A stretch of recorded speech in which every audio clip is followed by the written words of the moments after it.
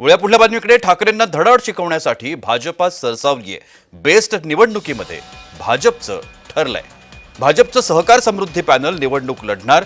ठाकरेंच्या पॅनल विरोधात भाजपचं हे पॅनल ठरलेलं आहे। भाजपकडून लाड आणि दरेकर मैदानात उतरतायत।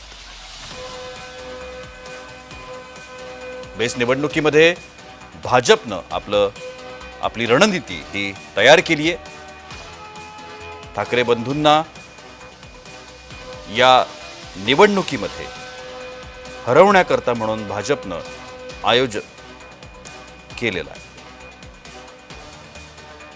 ठाकरे बंधू किंवा उद्धव ठाकरे यांनी सहकारामध्ये त्यांचं अस्तित्व शून्य, त्यामुळे सहकार काय हा मला वाटतं त्यांना प्रश्न विचारला तर कदाचित त्याचा प्रश्न देखील स्वतः माजी मुख्यमंत्री देऊ शकतील की नाही हा माझ्यासमोर प्रश्न आहे। सहकार निवडणुकीमध्ये आम्ही पक्षपातीपणाला जास्त महत्त्व देत नाही, पण जर ते पक्ष म्हणून लढणार असतील तर मी देखील प्रसाद लाड म्हणून आणि ह्या 5 पांडवांचा कृष्ण म्हणून मी लढायला तयार आहे।